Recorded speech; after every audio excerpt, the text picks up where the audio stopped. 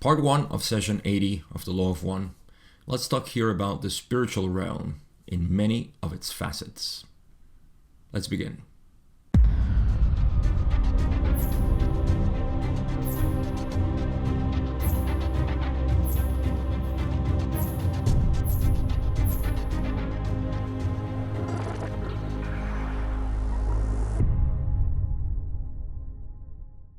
We have a beginning of session 80 talking about various things that are going to bring us into the spiritual realm. And then I may get to the matrix of the spirit, which is in essence what I really want to get to. I'm going to have to divide this into two parts.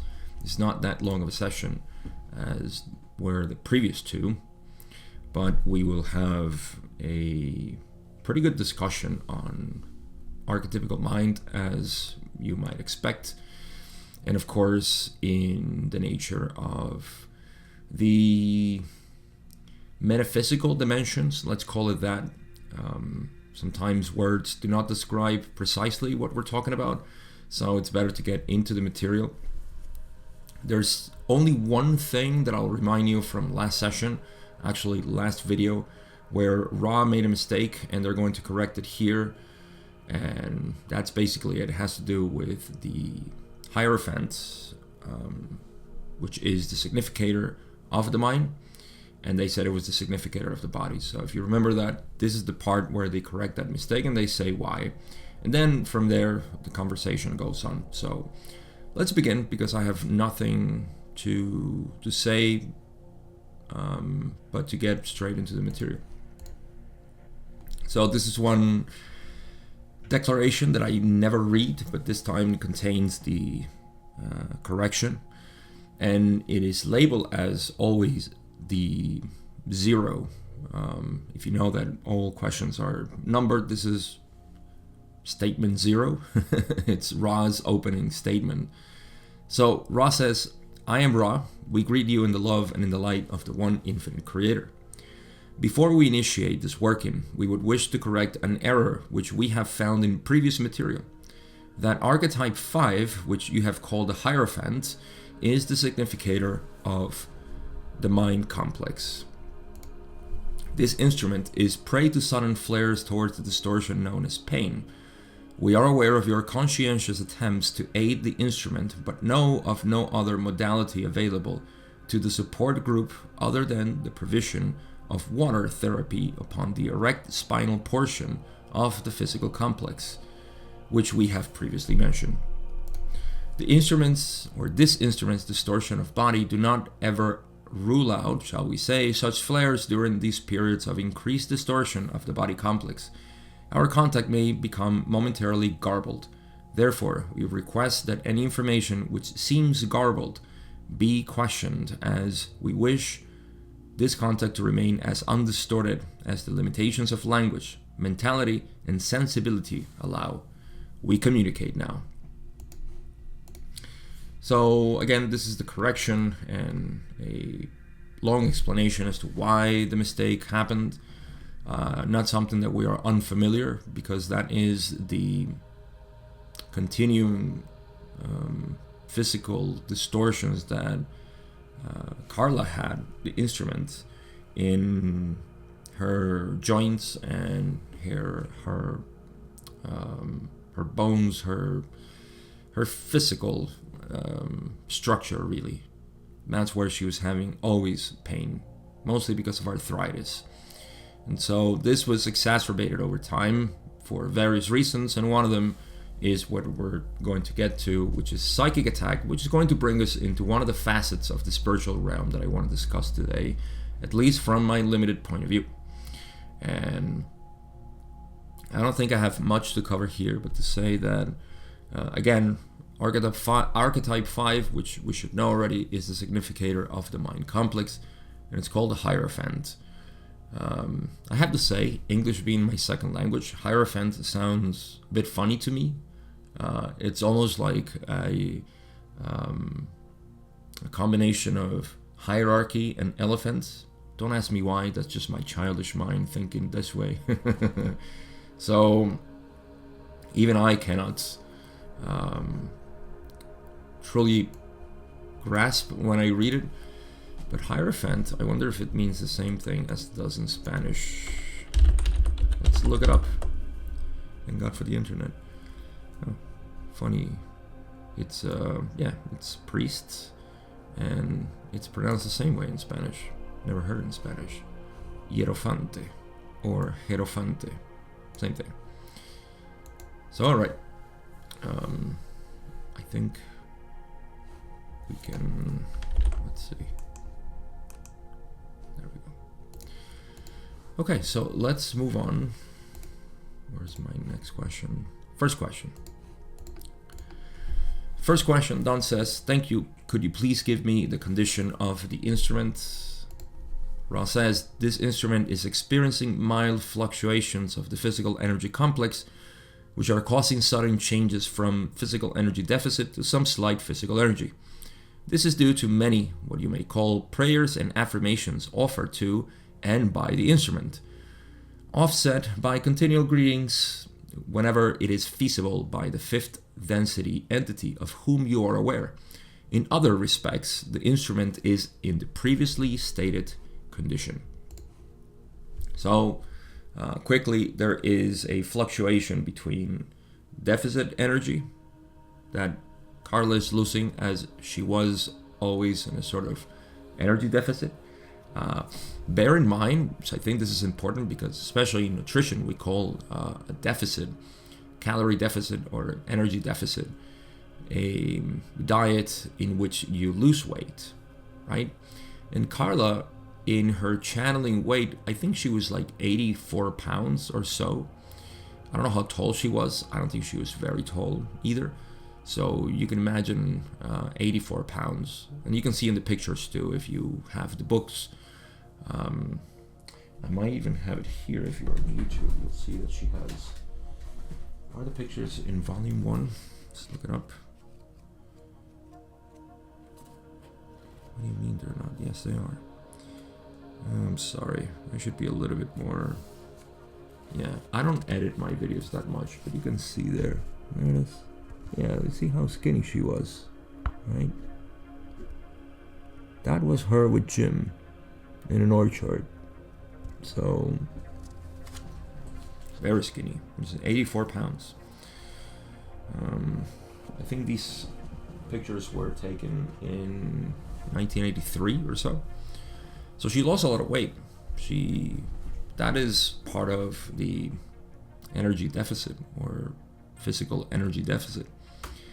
But also there was a slight increase in physical energy due to the prayers and affirmations that she would make, and also she was offered by, I assume, mostly Don and Jim. So that gave her a little bit more of physical energy via transfer, I suppose. And this is offset by continual greetings whenever it is feasible or possible by the fifth density entity of whom you are aware. That is the entity that was sabotaging the contacts. And so in any other respects, she is as previously stated. So that's it. Let's move on. Don says, I had to leave the room for a forgotten item after we performed a banishing ritual. Does this have a deleterious effect on the ritual or the working? Ra explains, were it the only working, the lapse would have been critical. There is enough residual energy of a protective nature in this place of working that this lapse, though quite unrecommended, does not represent a threat to the protection which the ritual of which you spoke offers. So again, I want to mention that there's a couple of things here, which is the protection that any seeker who is attempting to contact entities should be aware of, and that is a protection of harmony, love, and devotion to the working. At least that's my my interpretation of what cleansing and purifying the environment is. Just being aware that you're doing this without fear, that's one of the things that they didn't have, at least until the very end, when Don had his breakdown. Yeah, there was a lot of harmony, and Ra always mentioned it. There was a lot of love and harmony, dedication, and lack of fear. So all of these things, coupled with rituals, which are, I would say, validations and ways to even feel more ready for the work. If you've ever seen sports players, they have a sort of ritualistic thing that they do. Baseball players, tennis players, golf players, they'll have these little quirks that they perform, and that that gets them into the zone. So yes, there is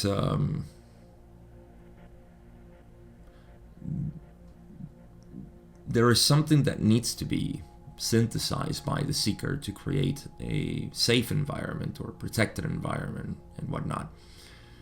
So Ross says that if this was the only working, like, okay, let's just do it, then yes, it would have caused an issue. But because they were so used to it, I assume, right?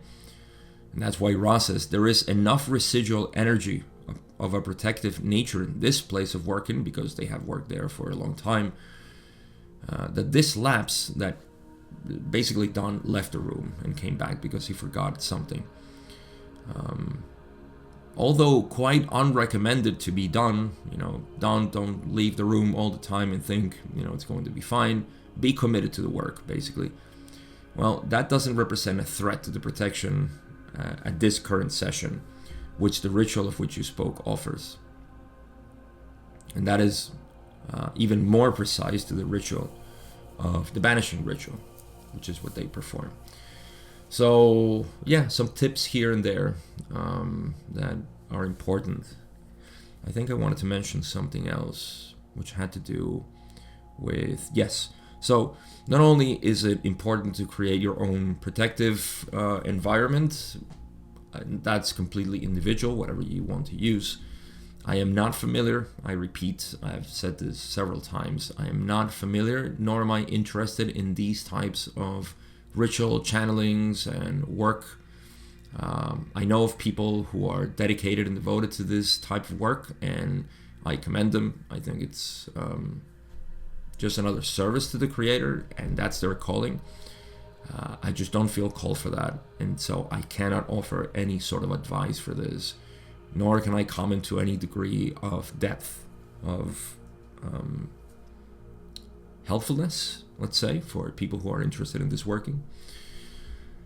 But I will say that in my readings and what I have seen in other people, it's always important to be responsible with yourself in this type of work, because you're exposing your beingness to sources which you want to be sure of what you're doing, basically. Carla talked about this a lot, because her being a channel, she attracted a lot of people who wanted to channel, and she taught or guided people that wanted to channel. And so she talked about the deleterious effects that actually happened when people took it lightly and they just wanted to communicate with spirits and so on. You can see the ramifications of this. I don't think at this point you need any more of my advice as to what to do and how to take it. So again, I call it just respect for yourself. Okay, so with that being said, let's move on. Don says in question 3, has our 5th density visitor been less able to affect the instrument during our more recent workings? Ross says, we shall answer in 2 parts. Firstly, during the workings themselves, the entity has been baited to a great extent. Secondly, in the general experiential circumstance of your space-time experience, this fifth density entity is able to greet this entity with the same effectiveness upon the physical body complex as always, since the inception of its contact with your group. This is due to the several physical complex distortions of this instrument. So let's go into the first answer. So this first part, when Ross says that Don is asking, first and foremost, Don is asking if the fifth density entity has been contained. What did he say? It's about just how have we dealt with the fifth density visitor, the negative entity. Yes, has it been able to affect the instruments? And just asking how. I interpret that Don wanted to know, like, okay, I want to know what the progress of this negative entity has been. You know, sometimes I wonder how do they have so much resolve onto this channeling, because especially for people who, I mean, they have been channeling for a while, but still, they knew they weren't that prepared for this. It was just their devotion that kept them going, and that just makes me admire them even more than, I don't know, Tibetan Buddhists who channel their own entities and specific rituals. These guys were committed to something that they didn't know much, and they just went on. Like, that's just pure devotion to me. So yeah, Don wanted to know what has been the progress of this entity affecting them in their workings. And so Ross says, firstly, that during the workings themselves, the entity has been baited, or its attempts have been reduced in intensity. What's the other word? Pacified is probably not a right word, but you get the meaning. Baited is Ross' choice of word. Secondly, Ross also says, in the general experiential circumstance of your space-time experience, this fifth density entity is able to greet this entity with the same effectiveness upon the body complex. So, since the inception of the contact, so this is simple. From the beginning, the entity has been able to pinch Carla. Let's just put it that way. Just create these physical pain flares that would distract the contact and create some sort of you can see the fifth density negative entity as a sort of spoiled child that wants to just get attention or distract the attention because it wants its own way. It's such a great analogy, I think, because that's what it is. You know, if you can't finish, you know, when a child starts screaming and yelling and you don't pay attention to the child, which is not advisable, by the way. But you know that all right, let me not put it as parenthood, but you know, you have your friends hanging out, and then there's this one childish person or kid. This happened in school. He wants attention and starts, you know, saying, hey, and you ignore it. You just say nothing, and then it starts like pulling your hand and so on. That's exactly what the what the child, the fifth density negative child, is doing. I find it funny. You gotta put humor to life. Can't be too serious. It's deleterious to your own harmony. You gotta laugh. All right, so easy. That's what it's been doing. Ra finishes and says, however, this instrument has become more mentally and spiritually able to greet this entity with love, thereby reducing the element of fear, which is an element the entity counts as a great weapon in the attempt to cause cessation in any degree of the Ra contacts. So, despite these attempts to just keep poking at Carla, Carla has become more mentally and spiritually able to send love to this phenomenon. Let's just call it a phenomenon. I'll expand on this word that I just used to refer to the fifth density entity, negative entity attack. Let's call it a phenomenon. Thereby reducing the element of fear. See? This is important because fear is a lack of understanding that you are that, and that it's okay. It's okay to feel that. It's okay to experience that. See, you're not. Fear, like any other negative emotion, is a resistance. Yes, and a resistance to what? To what is, and what is you. That is you. Not as you define yourself clearly, because you're in resistance given your definition of self. So you're in resistance to that which is because you have a definition of self. If you have no definition of self, then you have no fear because there is no resistance to it. And of course, I'm not talking about fear as in a surprise, like something jumps at you and you scream. It's more of a reaction than mental fear. You get my meaning. So that fear that is caused by there's a negative entity attacking me, that fear that it's generated, that's what the negative entity wants. It feeds off of that. So you don't want to give in to this fear and just want to love it. But how do you love it? That's the biggest question. So, yes, important words here at the end when they say fear is the element, the entity counts, the negative entity, as a great weapon in the attempt to cause cessation in any degree of the raw contact.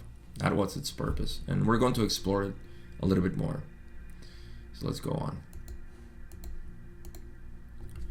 Question 4, Don says, what is the reason for the fact that the entity is able to act through physical distortions that are already present as opposed to being unable to act on an entity who's had no physical distortions at all? Good question. Ross says the key to this query is the term distortion. Any distortion, be it physical, mental, or spiritual in complex nature, may be accentuated by the suggestion of one able to work magically, that is, to cause changes in consciousness. So let's expand on this. First, the question is pretty good. And Don is actually going to go deeper into this line of question, which I like. But initially, he's asking about the reason why the entity is able to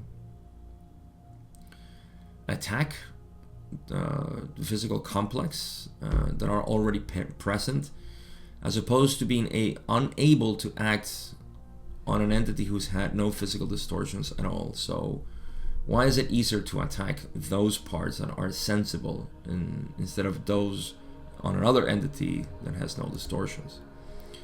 So Ra initially says that the key query here, the key to this query is the term distortion.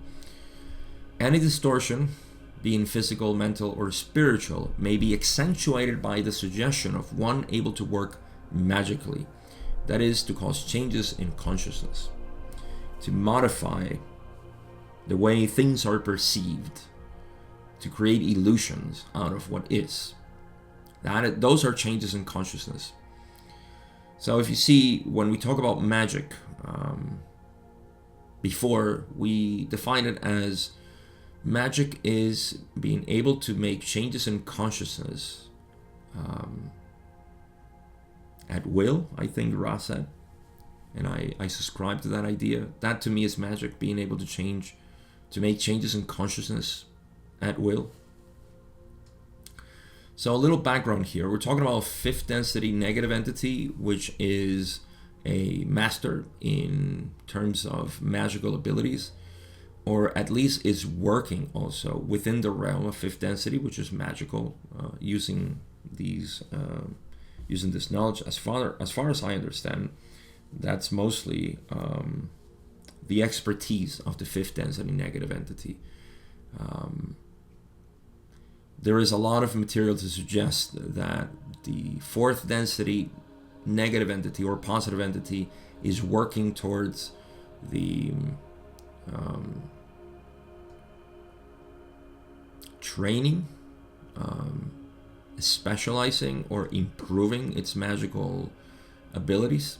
And so at fifth density, they are able to work magically easier.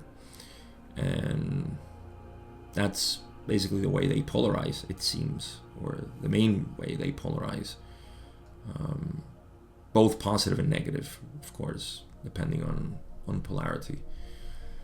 So Ra is saying that no matter if it's physical, mental, or spiritual in nature, this will be accentuated by the suggestion of a negative entity that is able to work magically upon the entity. And that is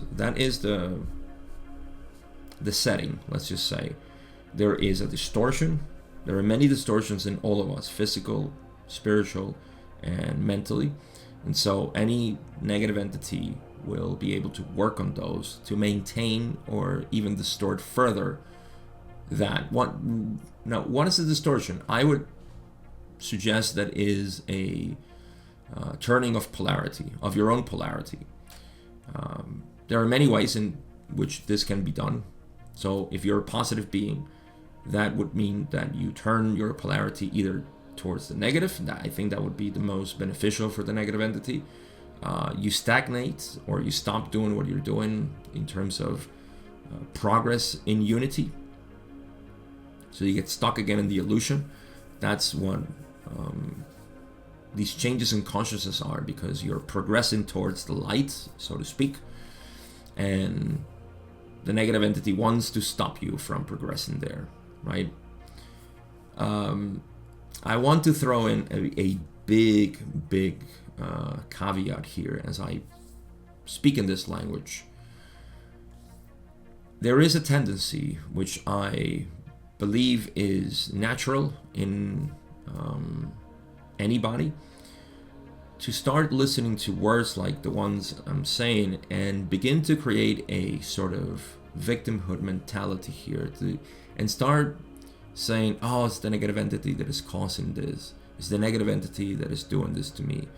You see, I am prey to these negative entities that won't leave me alone.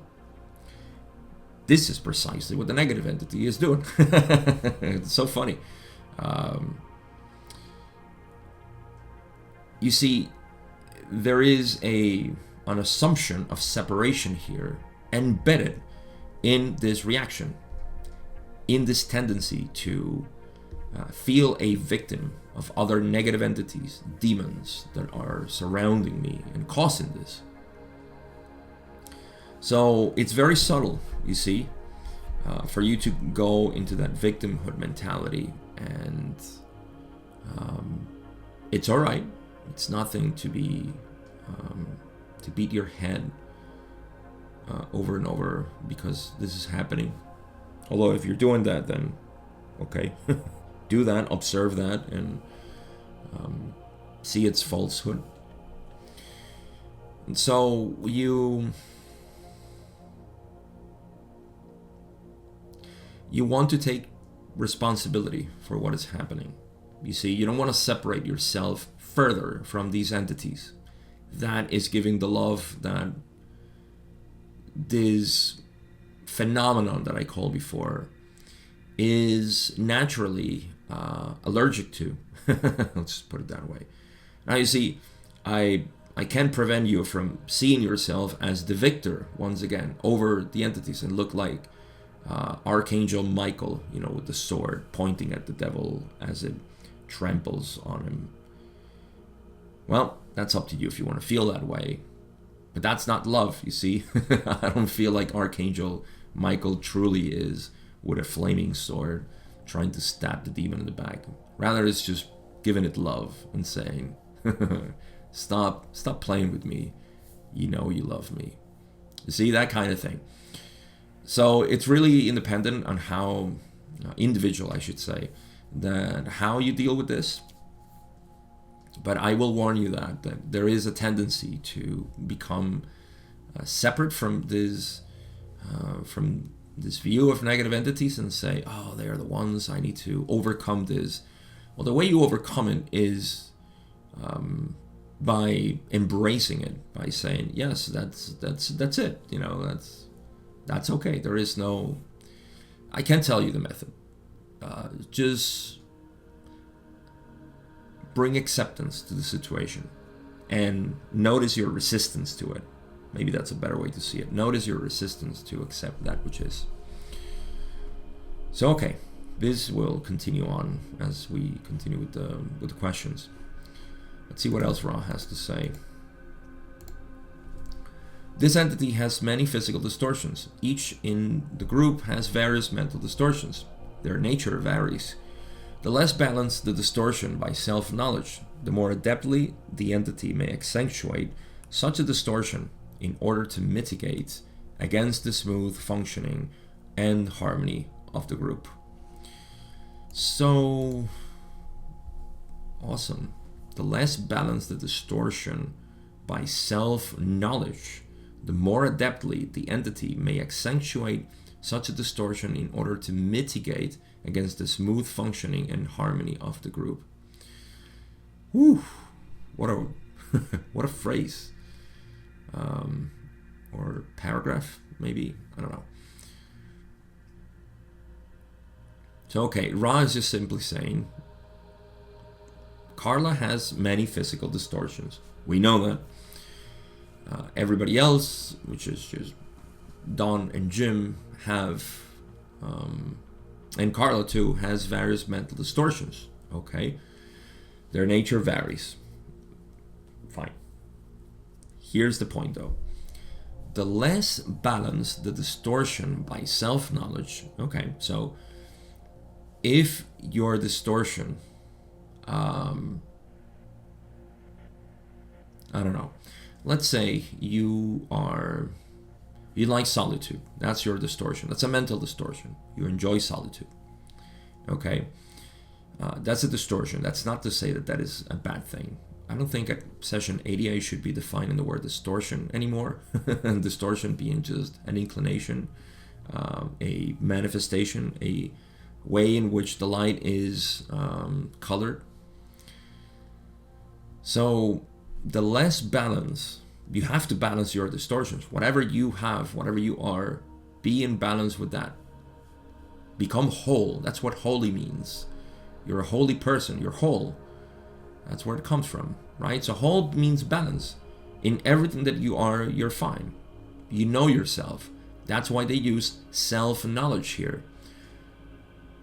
So if I reverse it and say the more balanced the distortion is by self-knowledge, then the better you are with yourself. But they're talking about what the negative entity will do. So let's go back to what Ra says. The less balanced this distortion is by self-knowledge, then the more adeptly the negative entity may accentuate such a distortion, right? Distort it. In this case, turn it into something that is not. See? Bring up an illusion out of it and deviate it from what it's supposed to be, in order to mitigate against the smooth functioning and harmony of the group. In this case, they're talking about Carla, Don, and Jim. So the less balanced you are, the easier it is for these negative phenomena to affect you in moving towards the light, like I said. So once again, the key word is acceptance of what is, of what you are. That's everything. That's all your thoughts. That's all your actions. That's all your past, all your tendencies, everything. That is the key. acceptance of all of that, then you don't have to worry about, well, I keep having these negative thoughts because it is the negative entities who are producing it. It's not me. It has nothing to do with me. It's the negative entity who's doing it, and not me, of course. Take responsibility, take ownership, and accept everything as saying, yes, this is all me, this is all great, I'm going to enjoy it. There's a little resistance there, you see, and that's what's causing the repeating cycle of the emotion. And, that works well for the negative side of the creator, which wants to experience itself as a negative entity. I want to mention something else, that what I'm saying is also mirrored by something that I didn't read this until I actually saw it in book 5, where Jim and Carla were talking about it. And this was way after. I never read book 5, to be honest. I always skipped the commentary because I just wanted to get into the material. But when I read it, I was surprised to find that they also, especially because people in metaphysics and in spirituality, again, have this natural tendency to begin to see themselves as a victim of the universe, and saying, my God, all these negative entities are out there to get me. And so you become prey to them because you have shown that fear. You see, I want to give a quick anecdote, if I can get away with it, pretty quick. When I, up until my age 36, I was completely in the dark, literally,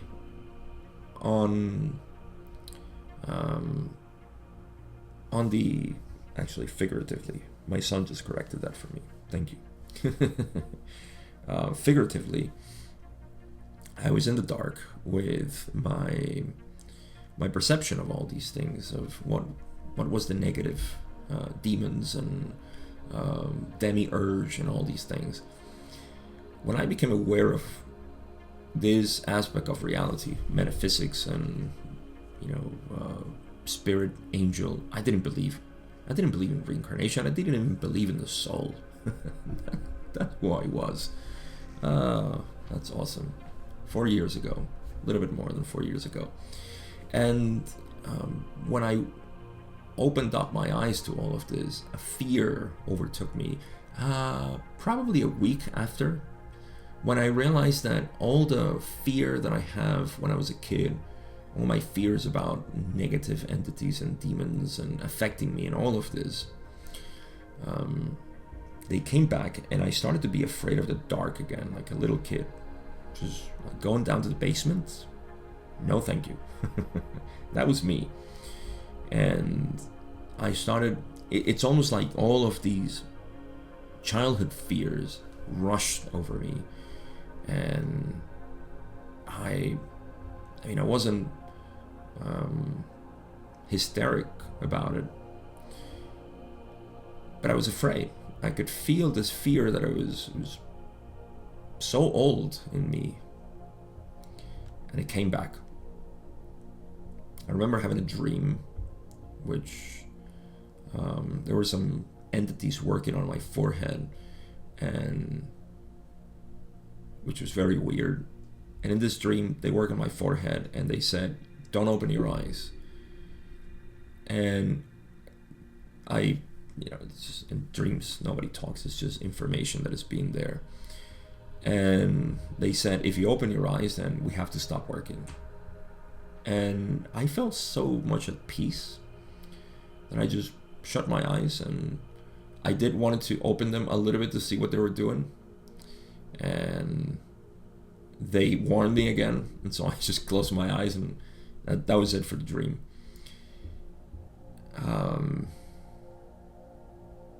Then it wasn't magically. This was all within a week, right? Me recovering my fears from the past, or reliving my fears, that was all within a week, the dream. And then a couple of days later, I somehow realized that I had nothing to be afraid of. it was just like a dawning in me that said, they have no power over you. You are it. I mean, you are this. Who you are is way bigger than what those things expect you to be. And suddenly my fear just went away.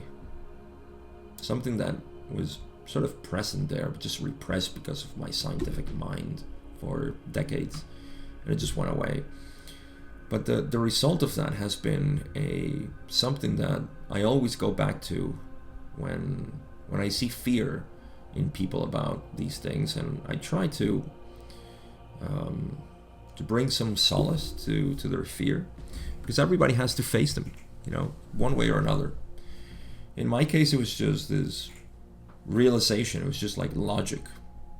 As you know, I work a lot with logic, so I said, well, I just realized what I am, so why would I be afraid of something that is not what I am? That was my initial reaction. And then within the law of one, it just became so clear that I am also that, and I am everything. And then non-duality came over, and that was just like, okay, the icing on the cake. I don't need anything else to know that fear is just this funny feeling of resistance. So all right, let's move on. Question 5, Don says, as Ra well knows, the information that we accumulate here will be illuminating to but a very minor percentage of those who populate this planet presently, simply because there are very, very few people who can understand it. However, it seems that our 5th density visitor is, shall we say, dead set against this communication. He continues on and says, can you tell me why this is so important to him, since it is of such a limited effect, I would guess, upon the harvest of this planet, since it seems to me that those who will understand this information will quite possibly already be within the limits of harvestability. This is a great question, actually, because Don wants to know, okay, so we're channeling this information. This information is going to be only useful to a very minor sector of the population who is interested in spirituality.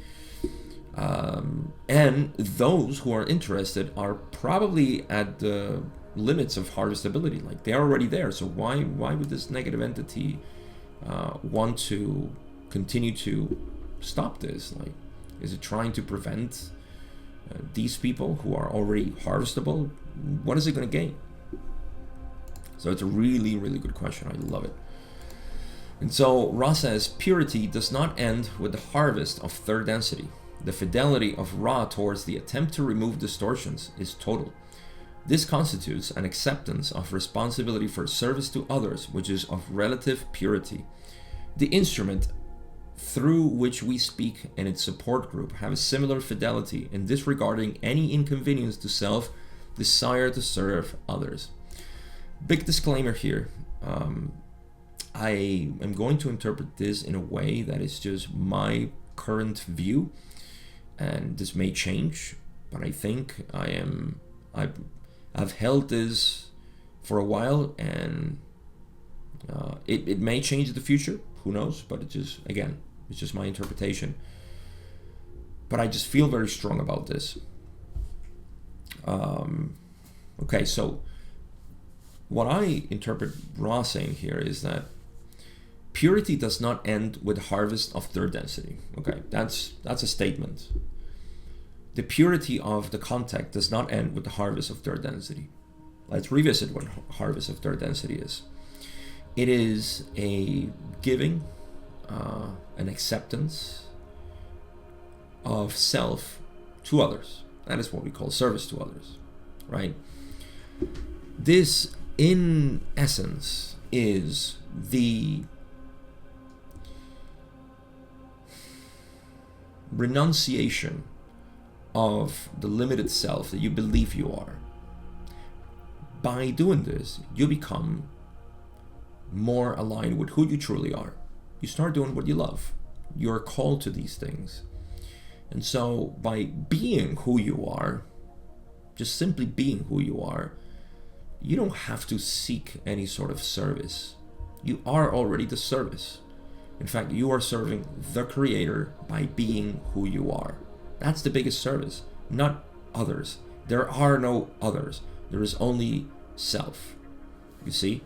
And so, some of you may be saying, you're saying service to self there, Gabe. That's not true. Because when you are yourself, well, if you are service to self and you go that path, then yeah, you're being service to self, literally. But in the service to others, there is service to self, because there is only one self. And this is something that Ra explained as why the positive path is so powerful. Because it is service to self at the same way that it's service to others. But it is not a defined self. It is just the one self that exists, which you cannot define. You can simply be. You see? So, why did I go all this way here? So, okay, that is the harvest of third density. You become that. However, the fidelity of Ra towards the attempt to remove distortions is total. So Ra wants to, in this contact, they don't just want to do this, they don't just want to give information about how to be yourself and encourage you, and this inspirational channeling that we're so used to in New Age, which is very needed, I have to say. It's perhaps most needed in the raw material, I have to admit. Some people say, oh, everybody should get with the law of one and the raw material. I don't think this is for everybody. I think this is, there's a reason why few people are interested in this, which shouldn't inflate anybody's ego. It's just how it is. Just like some people may say, oh, there's not many people interested in accelerating particles in a particle accelerator. No, that's a very niche kind of thing. Same thing, doesn't make them superior than anybody else. So deflate the ego, please.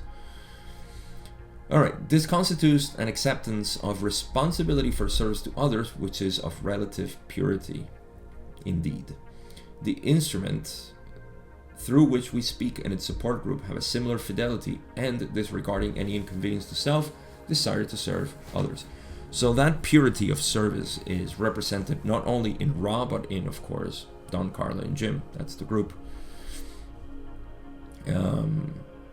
So that brings the level of purity of contact to a higher degree, which is sixth density, of course, as we know. Ra finishes and says, due to the nature of the group, the queries made to us by the group have led rapidly into somewhat abstruse regions of commentary, abstruse being difficult to understand or to explain. This content does not mitigate against the underlying purity of the contact. Such purity is as a light. Such an intensity of light attracts attention. So once again, we see the same thing that Ra has referred to in the past when they talked about the nature of attracting negative entities as well as positive entities that want to preserve the contact. And it really is up to the free will of the group and their distortions to continue one way or the other. So,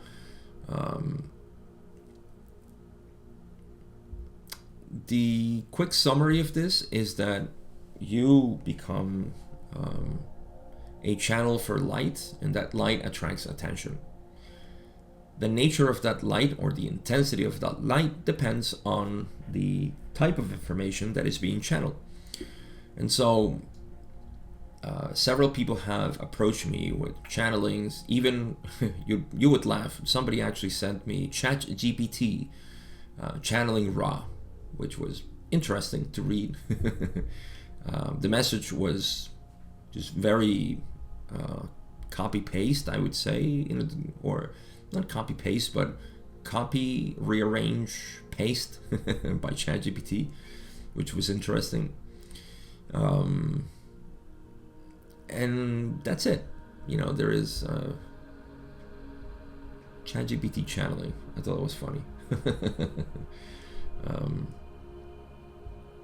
And so what I say to these people, and send me all kind of things. Oh, we're channeling this entity. What do you think? I read this channeling. What do you think? I always say, check the message. If it truly resonates with you, then that's it. That's probably better than the raw material. It doesn't matter if it's just saying, you are light, you are a pure being, you have no mistakes, whatever it is that it's saying. I think it's great depending on how much of an impact it has to you. So that is the intensity of the light. There's a reason why the raw contact is regarded for being such a pure source of information for metaphysics and other things. And that is the nature of sixth density, which I don't think we have seen ever. If anything, we have seen a step down of this information, like the ones of Kuo offer, which is a step down from sixth density and does contain some of the gist of it. But in any case, that's what attracts the attention, and it's an appropriate attention depending on the intensity of the light that will seek to do something, which we're going to explore now. In question 6, Don says, what would our fifth density visitor hope to gain for himself if he were to be successful in terminating this contact? And they have talked about this before. Ra says, as we have previously stated, the entity hopes to gain a portion of that light. That is the mind-body-spirit complex of the instrument. Barring this, the entity intends to put out the light. I'm just going to read the next one because it overlaps. Don says, I understand this up to a point. That point is, if the entity were successful in either of these attempts, of what value would this be to him? Would it increase his ability? Would it increase his polarity? By what mechanism would it do whatever it does? Ra explains, having attempted to for some of your space-time with no long-lasting result to these things, the entity may be asking the same question, or this question of itself. The gain for triumph is an increase in negative polarity to the entity, in that it has removed a source of radiance, and thereby offered to this space-time the opportunity of darkness, where there was once light.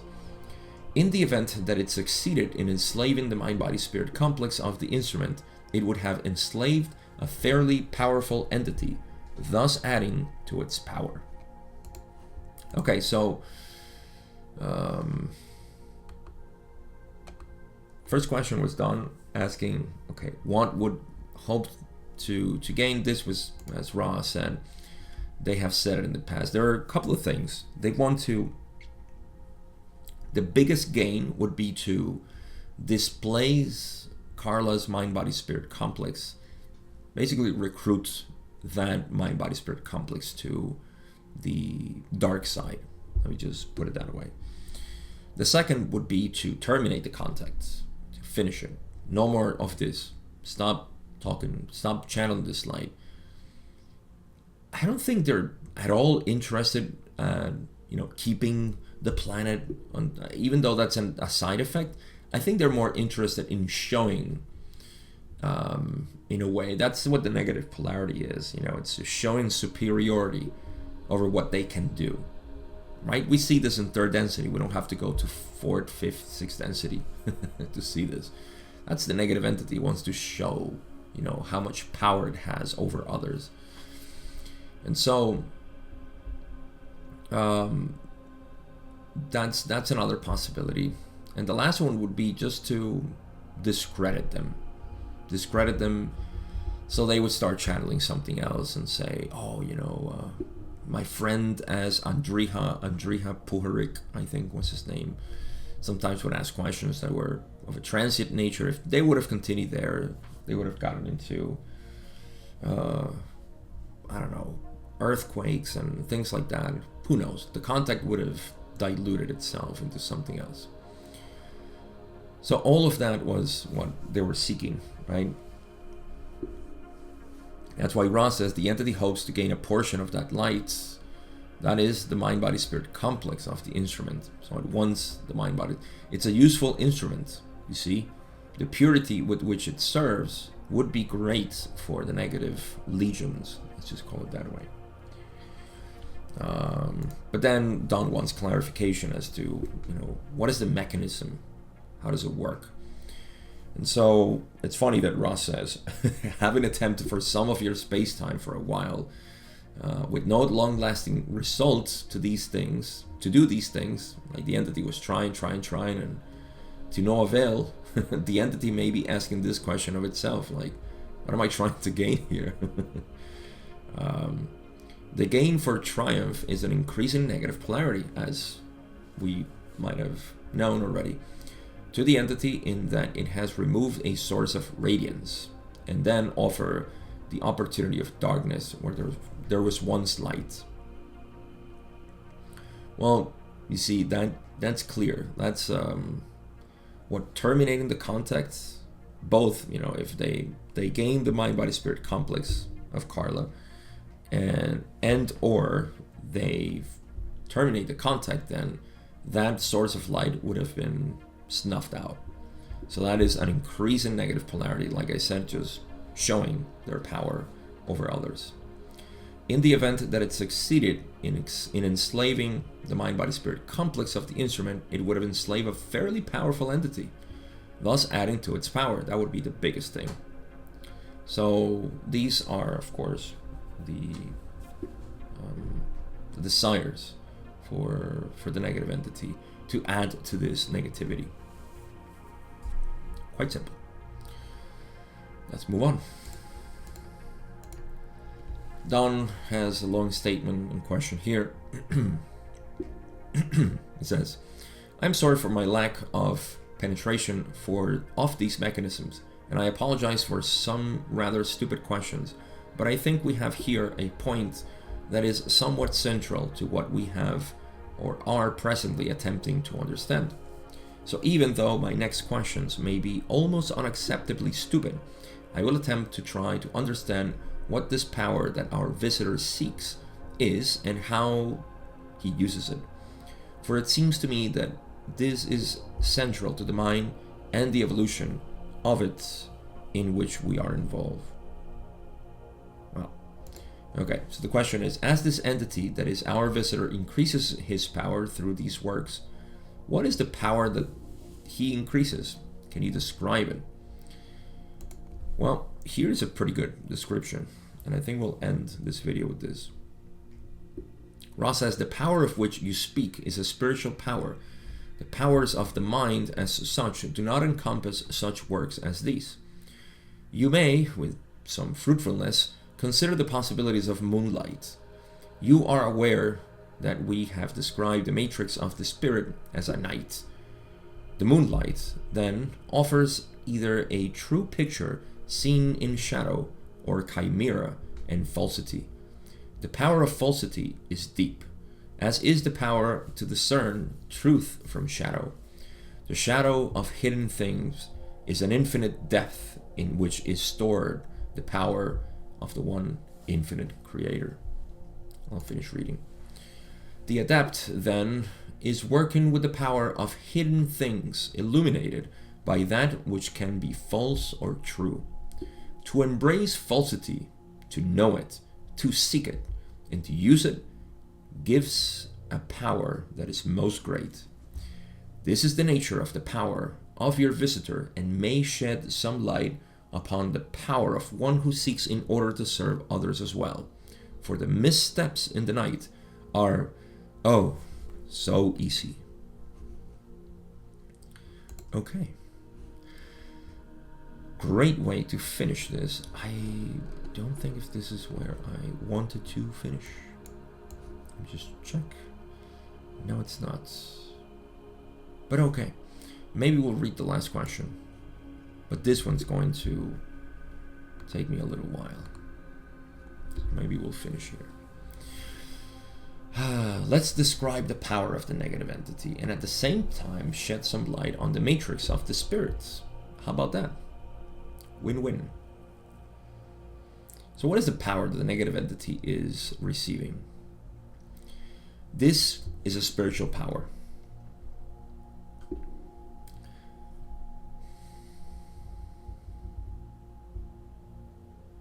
I'm going to give my spin before I reread Ra's answer. It's a spiritual power to me, because especially in fifth density, mental work seems to be quite polished. So you're focusing a lot on spiritual power. Spiritual power is a contact, as far as I understand it, is a contact with intelligent infinity, or with the creator, that which is, that gives life to everything. In the negative path, you are increasing the view or perspective of separation as a means to feel the creator. You see, there's a difference in feeling separate. Let's call third density here. There's a difference between feeling separate and sad, loneliness, all these things, right? There's a difference in that and feeling separate and rejoicing in that separation. That's the negative path. So you want to increase in the negative path that feeling of being separate and happy with it. The only way you can do this is by putting things into control, because separation produces this natural tendency to want to survive, to want to feel a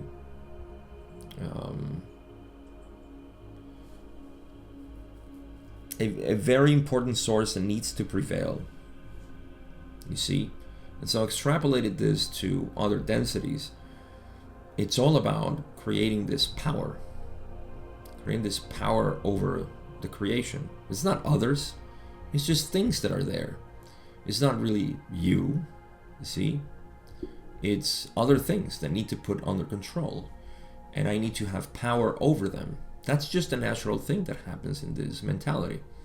So the negative polarity, when exacerbated and taken to the higher dimensions, if you will continue to seek along this line, that spiritual power over the creation, over others.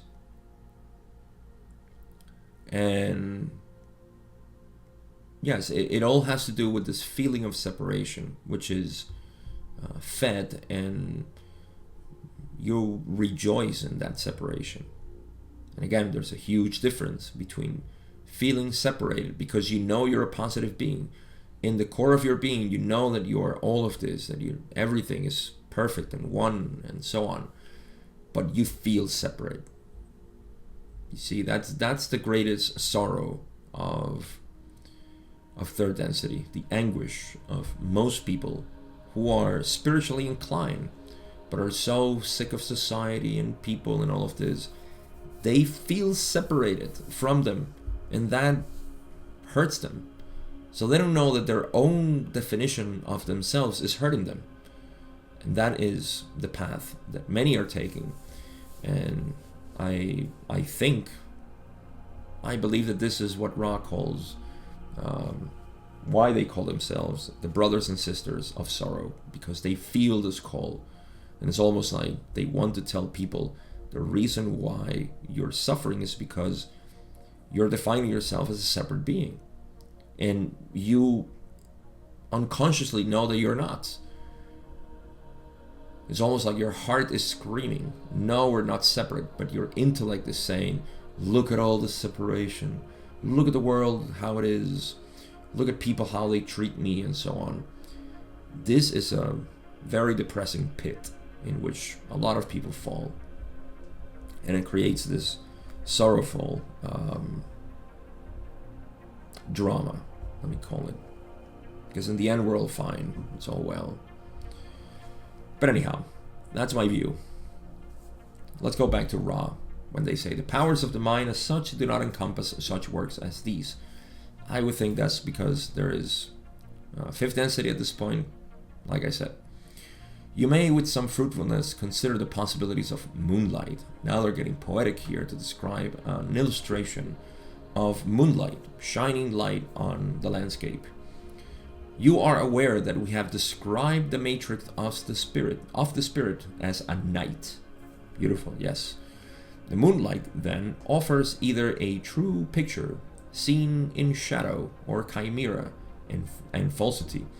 So the moon, they're not saying it here, but I think the moon is related to the experience of the spirit.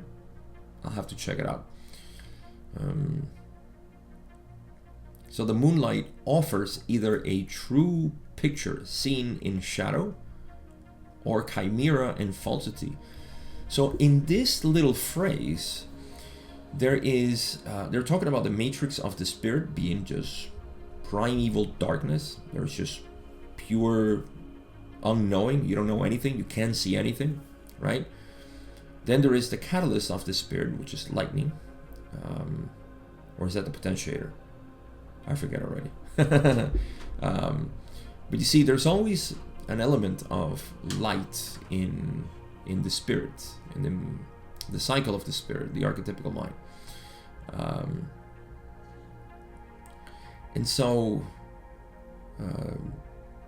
there is this this moonlight that offers either a true picture. See, this light, this experience of the spirit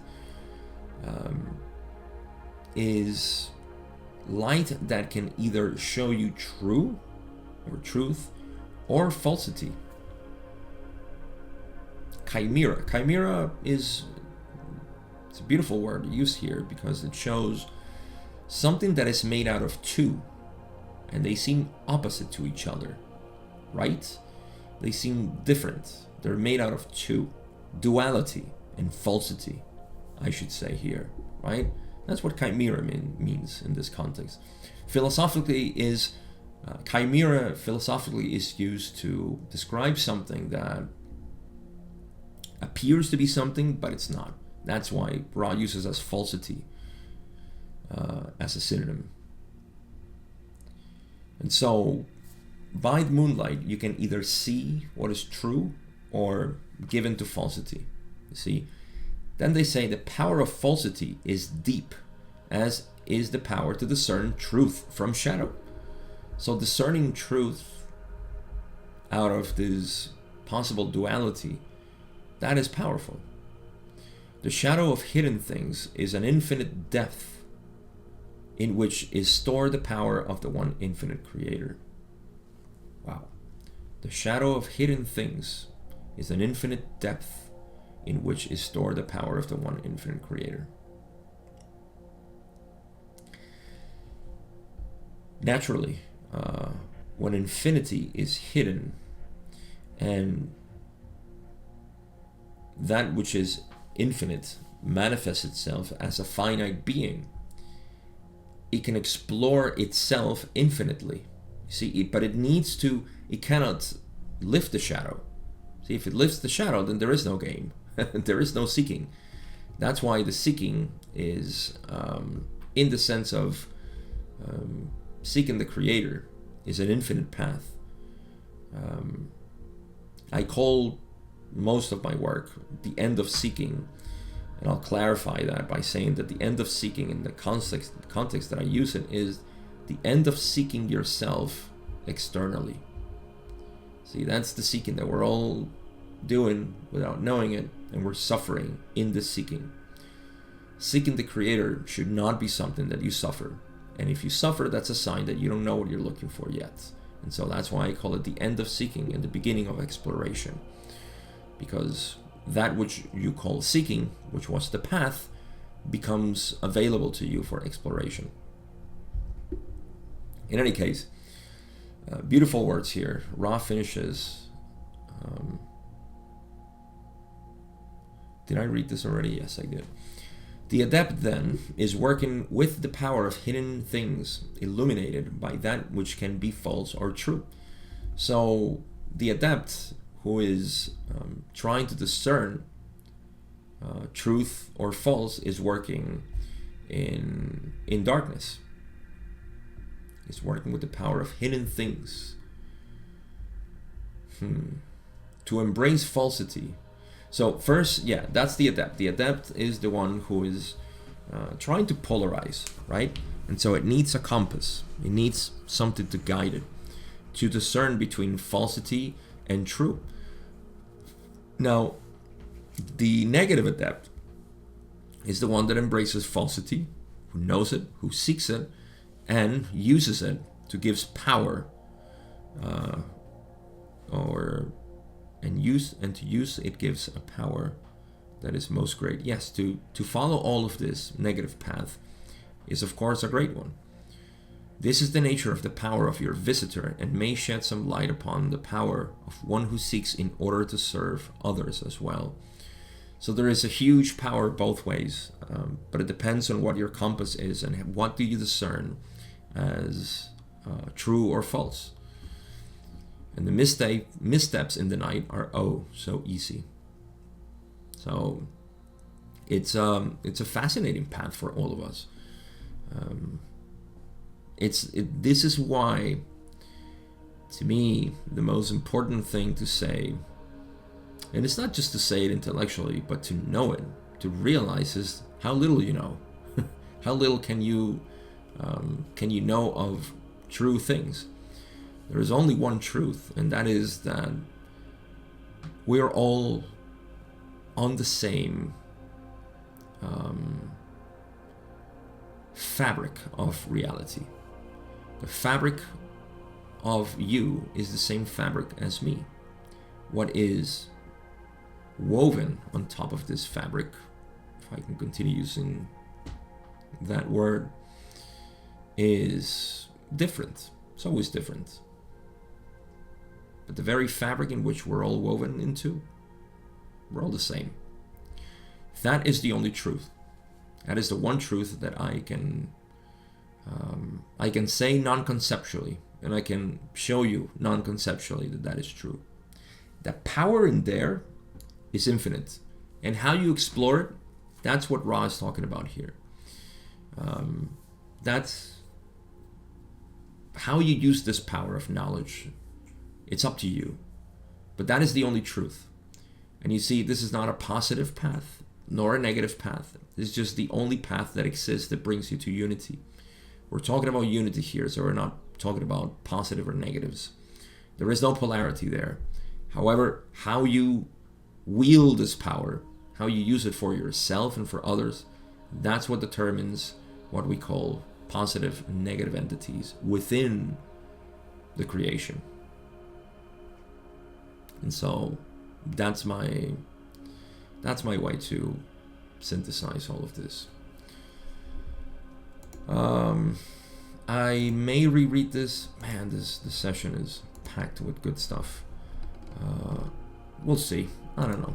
I'll see if I can finish this in the next session, or not session, but parts. But conclusions. There's a couple of things that I wanted to get to, especially with question 10. Question 10 is great. We'll have to leave that for the next episode.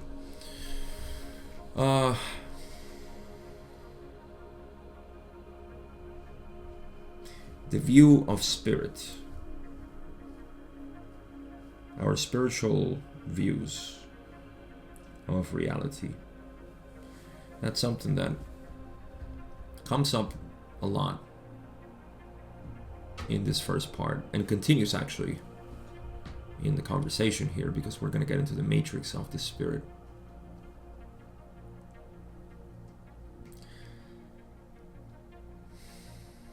How we perceive the spiritual realm is something that will define the way in which we relate to the creation. So this is a totally independent interpretation, and as long as it gives power to you in your understandings and feeling at ease with what is, then that's great. There's no way for me to say this is the way in which the spiritual realm is. What I can point out is the incongruencies that, again, I found fascinating that Jim and Carla talked about when referring to the negative entities, and saying that it was the realization that that negative entity was themselves. Like, all of this that they were feeling was themselves, especially Carla. Not a negative entity that they needed to put the guilt to. They're to say, oh, it's a negative entity that is causing all of this to me. You see? So it's taking that responsibility. I feel that whatever it is that you're creating in your mind that these negative entities are, or positive entities, all of this, that's one thing that if you see them as separate beings, so you will create that environment within your mind. You will create that environment within your own landscape of the creation. There is separation. I am here and they are there. Is that a bad thing? Not really. I think that's how we like to live, but at some points it becomes a problem. It has to become a problem that we need to solve and overcome, which is, how do I collapse this? How am I the same thing as the positive and the negatives? And so how we do it is completely individual again, but that has to be done. If you want to approach this sense of equanimity, where there is no fear, there is no culprit, no victim, there is just what is. This is not the path that many seek, because many like to continue coloring their experience with other entities and paths and discoveries and improvements and all of these things. That's not my path, but I recognize the fun and the beauty in it. I'm not against it. I am just a proponent and a guide into the equanimous feeling of simply being. Because everything that we seek in all of our paths is this. They all come down to one thing, which is to abide in this peace. That's what we yearn for. To know that everything is fine. When we have any sort of struggle with life and its vicissitudes, that's what we're looking for. We're looking for ourselves in that acceptance, in that relaxation of saying, knowing, not saying, just simply knowing that everything is fine, that despite the pain and what we see as suffering, yes, everything is fine. And that empowers you tremendously. That's what I associate with this power of seeing the light, that source of light being you. It's unequivocal. There is no logical argument against the fact that you are the source of happiness and peace, what we seek. If you are that source, then why do we look elsewhere? That is the source of light. Some people may say, well, that's your own interpretation. Yes, experientially it is. I haven't found anything so enlightening in the true sense of the word as that which is me, which is also you.